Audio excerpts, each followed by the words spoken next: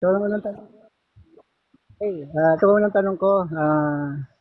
Base dito sa Colossus 2:9, basahin natin ha. Sabi dito sa nakasulat, sapagkat sa kanya nananahan ang buong kapuspusan ng pagka-Diyos sa kahayagan ayon sa laman. Ang tanong ko dito sa binasa natin talata, alin ba yung nananahan na buong kapuspusan? Yung pagka-Diyos ba o yung pagkatao? Categorical. Ang sabi ng Biblia, Categorical pagka. mo. Sagot. Ang sabi ng Biblia, pagka. Hindi sinabing Diyos lang. Pagka Diyos. Pagka sinabi ko mabuting gawa, may Ah, pagkababoy ka. O huwag mong categorical mo. isipin baboy ka talaga. Mabuting gawa. Categorical. Hindi totoo na baboy ka. Oo, Relax oo, lang, sumasagot ako eh. Sumasagot ako. Sumasagot very ako, good. mabuting gawa. Makikinig ka ba? Or Sige, sige, guguluhin mo na? sige, salamat. Salamat, salamat. Ah, paliwanag. Sabi ng talata ng Biblia, pagka Diyos. Ang unawa kasi ng mga MCGI, tinatanggal yung terminong pagka, bagamat binabasa, pero hindi nagsusumiksik sa utak ng isipan. Pagka binasa nila, pagka Diyos, ang hinuha lang nila yung terminong Diyos. Wala na yung pagka. Teka lang. Yang buong kapuspusan na yan ng pagka-Diyos. Yan ba ang katunayan na si Kristo'y tunay na Diyos? Hindi. Sapagkat ang mga tao man ng Kristo at ng Diyos Ama, buong kapuspusan ay pinaroroonan din o tinatahanan din ng ganong uri. Ang tanong, Diyos ba ang mga Kristiyano? Natural, hindi. Okay, next question. Sino, okay, pangalawang tanong, kinatwiran mo yung mga Kristiyano. Ang tanong ko dito sa binasa natin talata, sino ba ang tinutukoy dito na nahayag sa laman? Si Kristo ba o hindi? Categorical. Sagot, si Kristo ang tinutukoy diyan. Amen. Ang malaking pagkakamali ng MCGI, pagka binabasa yung terminong pagka-Diyos, ang pumapasok lang sa utak nila, yung terminong Diyos lang, nawawala yung pagka. Ito pa matindi. Sa Colosas 2:9, hindi na nila pinapansin yung sinasabi ng Biblia, kahayagan ayon sa laman. Ang laman tumutukoy sa pagiging tao ni Kristo.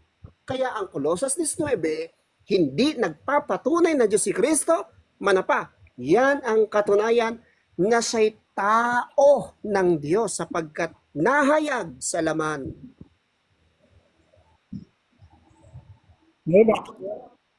Okay, pangatlong tanong, napakaliwanag na pagkakapilipit ng sagot. Okay, pangatlong tanong, Bakit ito. may side comment? Ang gusto mo ba ay may side comment? Ito, pangatlong tanong, Hindi, sino, mabuting gawa. Mabuting gawa. Ang gusto mo may side comment? ito pangatlong tanong, Hindi, ito, teka lang, mabuting gawa. Gusto mo may side comment, bro? ayaw mo na magpatanong? Gusto ko, pero kinukumpirma ko, gusto mo yung may side comment? Okay, next question na, next question. Gusto mo yung may side comment, yung mabuting gawa? Hindi, ayaw mo na yata magpatanong. O, huwag Ayaw ka mo na. mag-side comment. Disiplinahin mo yung sarili mo ba? Kasi alis akong 1:30 eh. Huwag ka mag-side comment.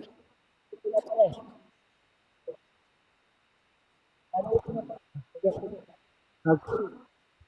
Pangatlong tanong, okay. Pangatlong tanong, ito sa base dito sa Hebreo 1:8, ang tanong ko, siguro alam niyo naman yan, basahin na lang natin. Ngunit tungkol sa anak,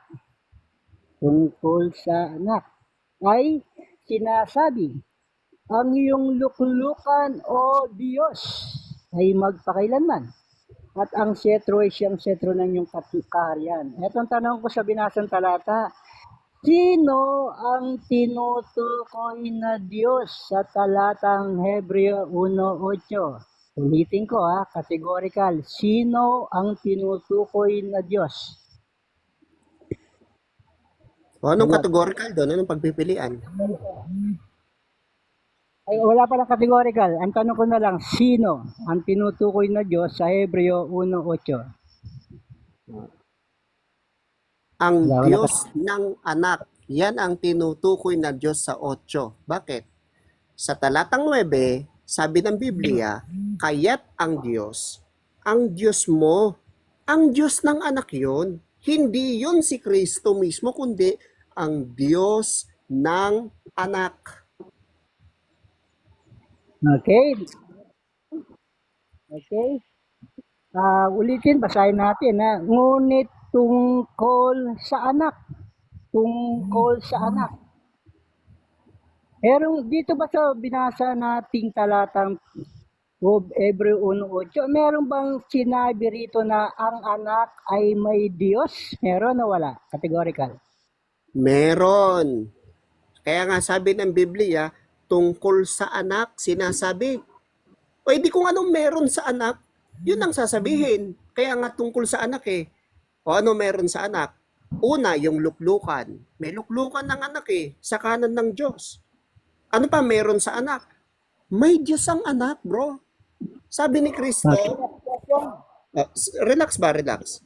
Sabi ni Kristo, aking Diyos. O di may Diyos ang anak. Sino yung Diyos na yan? Yang sa Hebreo 1:8. Sa talatang 9, sabi ni Apostol Pablo dyan sa kanyang sulat, kaya't ang Diyos mo. O di yung anak, ang tinutukoy dyan, may Diyos. Sino yan? John chapter 20 verse 17, ang Ama. Yan ang Diyos ni Kristo at ng mga apostol at maging ng iglesia ni Kristo sa kasalukuyan ngayon. Okay, next question. Liwanag yan. Pangalimang tanong, sabi natin, sinabi mo kanina, sa langit, nakaupo sa luklukan ng Diyos. Ang tanong ko, yung bang nakaupo sa luklukan ng Diyos, tao o Diyos? Tao yun. Ano ang Next katunayan? Question Ano bro. ang katunayan? Ano ang katunayan? Na ang nakaluklok sa kanan ng Diyos ay tao sa likas na kalagayan.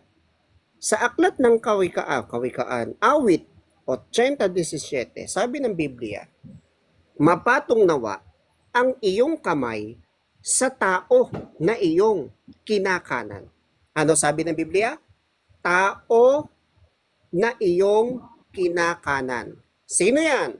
Marcos 16:19. Yan ay ang Panginoong Hesukristo. Okay, next question. Sabi mo, tao sa langit, tao. Ang tanong ko ganito, meron ka bang mababasa sa Biblia na ang tao sinasamba sa langit? Meron ba o wala? Meron. Ito, babasahin ko sa iyo. Hindi ka nagbabasa ng Biblia eh. Ito. Dito sa aklat ng 9, 1:9, itong katunayan na bagamat tao si Kristo, sinamba. 1:9:33 hanggang 38. Medyo mahaba siya, pero isa-summarize ko na lang. Sa 33, tiniyak na si Kristo ay tao. At pagdating sa 38, tiniyak na siya ay sinamba. Ito ang dapat ninyong huwag kaliligtaan. Bagamat si Kristo ay sinamba, tao ang likas na kalagayan. Nangangahulugan ba na ang pagiging tao niya ang rason kaya siya sinamba? Ang sagot ay hindi. Bakit siya sinamba? Sapagkat utos ng Diyos na siya ay sambahin. Hindi sa dahil siya ay tao, kaya siya sinamba. Sinamba siya sapagkat yun ang utos ng Diyos sa Biblia. Okay, next question. Ang tanong ko ganito ngayon, dahil sabi mo si Kristo tao at sinasamba niyo siya bilang tao. Ang tanong ko ngayon ganito, saan mababasa sa Biblia na inuutos ng Diyos, letra por letra, na sambahin ang tao, letra por letra. Saan mababasa sa Biblia, inuutos ng Diyos na sambahin ang tao? Yes, talata. Bro Medan, papakita ko yung talata, ikaw magbasa. Letra por Papakita letra. namin ang talata ng Biblia at ito ang katunayan. Pakilakihan po si Revolver upang sa ganon ay maliwanagan ang mga nanonood sa pagkakataong ito. Ito yung hindi itinuturo ng ibang relihiyon. Kaya natatangi ang Iglesia ni Cristo na nagtuturo ng mga bagay na pawang nakasulat sa Biblia.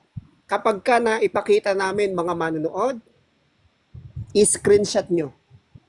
Tandaan ninyo, sapagkat yan ang inililihim ng napakaraming huwad, katulad ni Soriano, ng mga Talata. punto-punto, ni mabuting gawa, o, 130. ni Edwin, at ng kung sino-sino pa. Hindi, teka lang, ipapakita namin yung basehan. Yan ang hamon mo saan mababasa. Sabi mo relax lang. Bagal mo.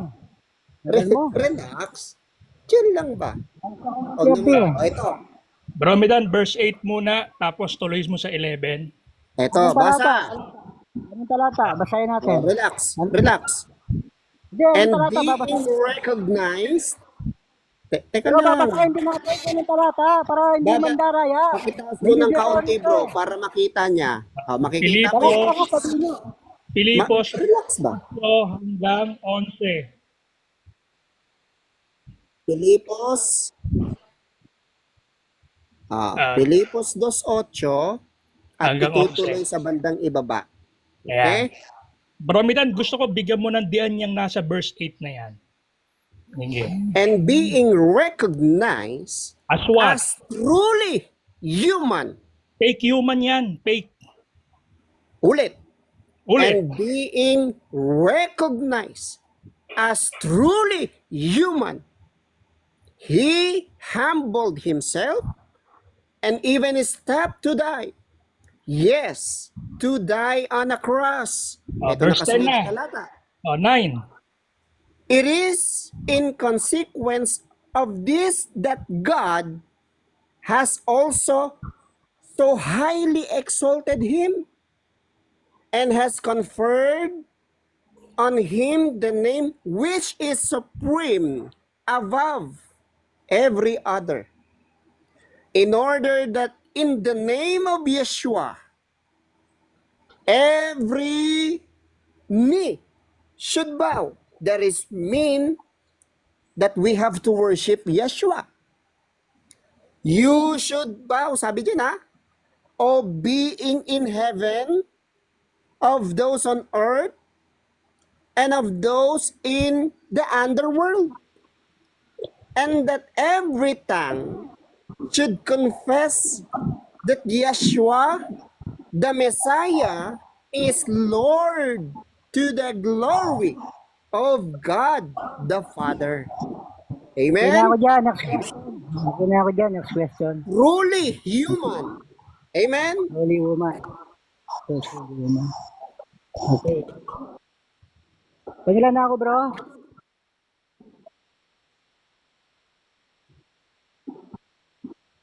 Kasi kaya, bro, kasi kaya ako nagmamadali. 1:30 alis ako, bro, eh. Kaya ako nagmamadali. 1:30 kasi alis. Kaya, okay. Pangwalong tanong. Okay, ito tanong ko sa pangwalo. Okay, sinabi mo, utos ng Diyos na sambahin siya bilang Panginoon. Ang tanong ko ganito, ano ba ang kahulugan ng Panginoon? Categorical, tao ba o Diyos? Wala sa dalawa ang kasagutan. Sapagkat ang kahulugan ng salitang Panginoon, Lucas 6:46, sabi ng Panginoong Jesucristo, at bakit tinatawag din niyo ako, Panginoon, Panginoon, at di ninyo ginagawa ang mga bagay na aking sinasabi. Ang kahulugan ng salitang Panginoon, sinusunod. Sinusunod. Nang sabihin ni Kristo, ako'y tao, bakit di ninyo sundin yon? Nang sabihin ni Kristo, ang aking Ama, ang inyong Diyos, bakit di ninyo sundin yon? Yan ang kahulugan ng Panginoon, sundin. Okay. Saan mababasa naman sa Biblia? Ito, last question ko na to, bro. Yan. Saan mababasa sa Biblia na Okay. Saan mababasa sa Biblia na ang Panginoon ay katumbas ng pagsunod? Letra por letra. Lucas 6:46, Basahin natin. bakit Basahin hindi natin. ninyo ginagawa ang mga bagay na aking sinasabi? Kalinaw. So you have to obey or follow our Lord Jesus Christ. That is mean of what, Lord, according to the Bible? Okay. Anong talata binigay mo? Anong talata? Anong talata binigay mo sa Lucas? Lucas 6:46. 6:46. Lucas 6:46. Basahin natin. Sa Lucas 6:46, sabi sa nakasulat, bakit tinatawag ninyo akong Panginoon, Panginoon, at di ninyo ginagawa ang mga bagay na aking sinasabi? Dito ba sa 46 na binabasa natin, meron ba sinabi na ang Panginoon ay si Kristo? Meron ba? Wala. Teka Last lang. question. Ang Madali tanong tayo mo, ang tanong Meron o mo, wala? ang tanong mo, Bro, sinasaan ba meron ng o wala? Lucas 6:46 na si Kristo ay Panginoon sa talatang yan? Yan Di ang ba tanong wala? mo, di ba? Oh, Ang meron o sagot, wala? ang sagot, yung terminong Panginoon kasi dyan, in general term yan. So, applied yan kay Kristo, applied din yan sa iba pang Panginoon. Ngayon, anong talata naman ng katunayan na si Kristo ay dapat talagang kilalanin bilang Panginoon? Anong talata? Ito, tandaan din yung talatang ito. Sa Aklat ng Gawa, 2:36, dapat mapansin ninyo yung nilalaman ng talata. Pakatalastasin ng buong angkan ni Israel na ginawa ng Diyos. Ginawa ng Diyos. Ginawa ng Diyos na Panginoon at Kristo itong si Jesus. Yan ang tandaan nyo. Si Bro, Kristo nagmamadali kaya na tayo naging Panginoon, sapagkat ano, ginawang Panginoon. Pwede na tayo Yan dyan, ang bro. Kristo ng Biblia. 7:16 na eh. Pwede na ako dyan. Conclusion ko na. 3 minutes. Okay. Hanggang 1:30 lang ako, bro. Hanggang 1:30 lang tayo. Okay, salamat sa pagkakataon. Mga viewers po, mga tagapakinig, siguro karamihan dito, mga Iglesia ni Cristo. Nakita naman siguro natin kung gaano sila kalupit, mamalipit ng talata. Napakaliwanag ng mga talata. Kaya nga sabi ko kanina, noong panguna, pagka Diyos ni Cristo, talagang pipilipitin talaga nila. Anong basihan natin? Unang tanong natin, sa Hebreo 1:8. Napakaliwanag At tungkol sa anak. Kanino raw tungkol? Sa anak. Ngayon, ang paliwanag nila, palusot na rito, na ang anak daw may Diyos. Dito ba sa Hebreo 1:8, meron ba sinasabi rito sa talata na ang anak ay may Diyos? Meron ba? Wala. Basahin natin. Maliwanag naman nakasulat eh. Bakit nagtatanong sila? Wala sila nakasulat. Ang sabi sa nakasulat, at tungkol kanino? Sa anak. At ay sinasabi, ang iyong luklukan o Diyos. Napakaliwanag eh. Kanino pa tungkol? Sa anak. Ano sinasabi sa anak? Diyos. Letra por letra. Diyos. Anong sabi nila? Anong palusot nila? Kasi nga, hindi nga nila aral si Kristo, Diyos, tao. Kaya lahat ng mga talata nagpapatunay na si Kristo Diyos, talagang tututulan nila yan. Napakaliwanag na maraming talata na ating binabasa na si Kristo Diyos, ayaw nilang tanggapin. Wala tayong magagawa doon. Ngayon, doon sa pangalawang binasa nila, nagulat talaga ako. Naghanap ako ng talata na saan mababasa sa Biblia na ang tao sinasamba. Nagulat talaga ako, ba? Mayroon palang talata ang mga Iglesia ni Cristo na sila ay sumasamba. Kanino? Sa tao. In English pa nila eh. Truly woman. Bakit nila in English? Bakit? Para ilihis yung katotohanan. Ganun lang ginagawa ng mga yan eh. Tinitwist na yung mga talata. Ang maliwanag yan eh. Di ba kayo nagulat? Ang mga iglesia ni Kristo maliwanag. Ayon sa mga binigay nilang talata, ayon sa mga paliwanag nila, sila ay sumasamba sa tao. Maliwanag. Napakaliwanag ng mga talata. Ngayon, binasa pa nila sa Gawa 2:36. Ang Diyos, inutos niyang sambahin si Kristo bilang Panginoon. Eh kung tao lang si Kristo, bakit bilang Panginoon pa? Bakit bilang Panginoon pa? Bakit? Kasi ang kahulugan ng Panginoon hindi tao. Kaya nagpapatunay na ang Diyos hindi niya utos sambahin ang tao. Hindi. Walang talata na utos sambahin ang tao ng Diyos. Bakit Panginoon? Basa tayo ng talata, ha? Bakit Panginoon? Sa Amos 7:4, kahulugan ng Panginoon ay Diyos. Ito tanong. Sabi ka na, isang tanong lang ang bibitawan ko sa iyo or siguro dalawa. Mga dalawang tanong lang after nito. Alis Pwede na ka ako, nang, sige. pwede ka nang umalis. Kasi 1:30 sabi mo eh. Ito Sige. tanong ko sa iyo. Ang tunay na Diyos ayon sa Biblia, makapangyarihan, hindi nakakaranas ng panghihina, hindi nakakaranas ng anumang bagay na kapipintasan sa Kanya. Sinasangayunan mo ba yun? Oo, sinasangayuan ko yun. Yun ang ama. Ama yun, ama. Hindi yun ang anak, yung ama yun, ha.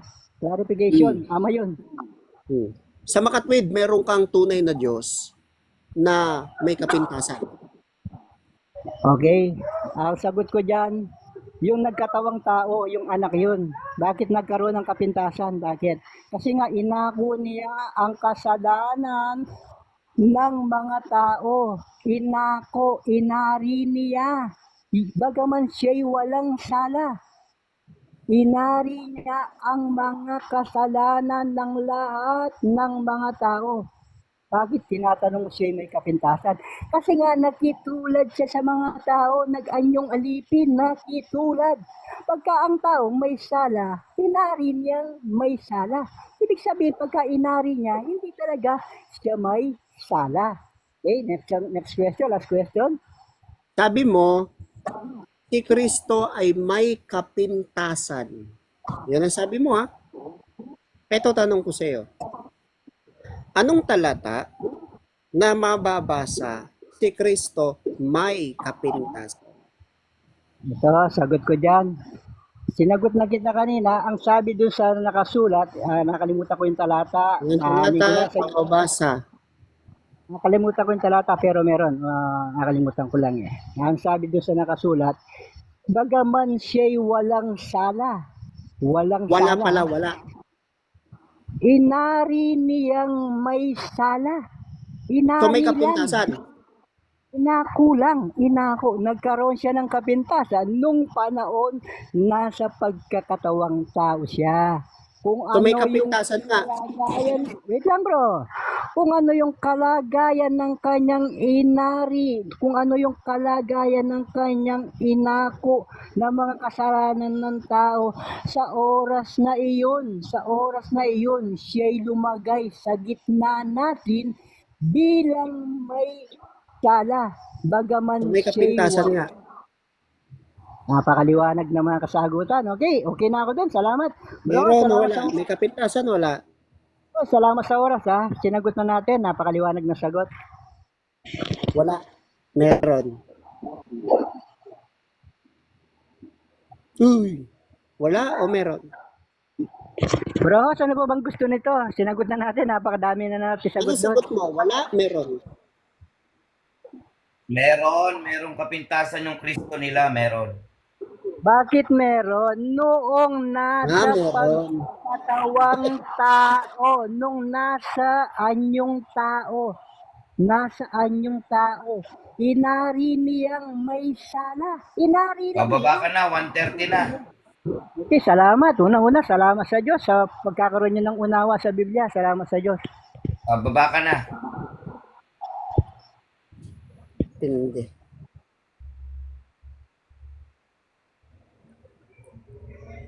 Isang kalapastanganan na sabihing ang Kristo ay mayroong kapintasan. Teka muna, Kuya Midan, pababain mo na, 1:30 na eh. O nga, Ayaw no? na magpatanong tapos nasa taas pa. Pababain na yan.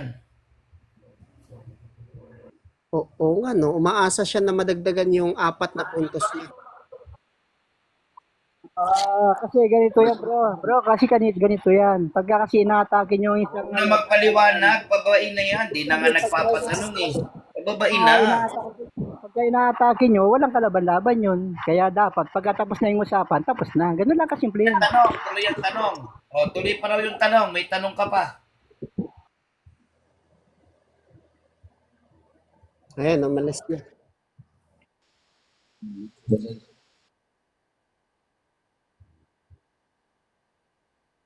Ayan. Yun nga, ang sinasabi ko, yung sabihin si Kristo ay mayroong kapintasan, isang kalapastanganan. Ang isinasaad ng Biblia si Kristo, banal. Walang kapintasan. Yan ang itinuturo ng Biblia.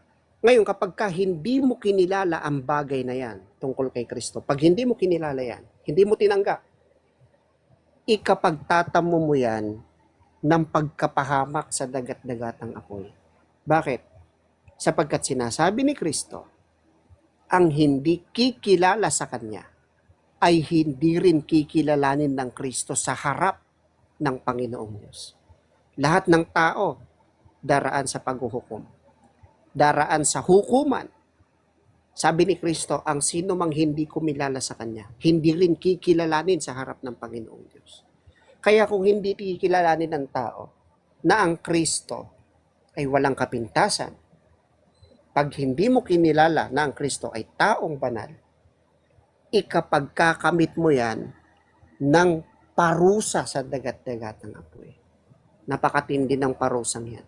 Maaaring sabihin ninyo, sa salita lang yan ng isang tao, sa salita lang yan ng mga MCGI, maaaring ang ibang MCGI ay wala naman sa ganyang uri ng pananampalataya. Maaaring nasambit lang niya yan sapagkat nasa pag-uusap ninyo yan. Pero ito naman ang tinitiyak ko sa inyo. Kapag ang tao napabilang sa samahang kinabibilangan ni mabuting gawa na may ganong uri ng paninindigan, lahat kayo hindi kayo magkakamit ng kaligtasan. Kapag kakamit nyo yan ng parusa sa dagat-dagatang apoy, magsusulit kayong lahat sa bagay na yan. Sa ngayon, ang mundo ay mundo pa.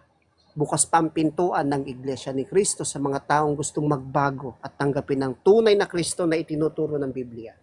Hanggat ang panahon ay nasa tao pa, samantalahin ninyo. Marami kaming kapilya dyan sa inyo. Kung kayo ay taga Pilipinas lang, tinitiyak namin, may Iglesia ni Kristo dyan. Samantalahin ninyo yung bagay na yan. Walang mawawala sa inyo kapag sinubukan ninyo.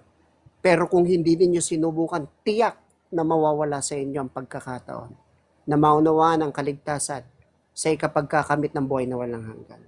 So sa mga gustong magtanong pa, marami akong kasama dito at sasagutin nila kayo. Any question according to the Bible. Ako kuya, may done clarification lang yung akin. Okay lang kuya.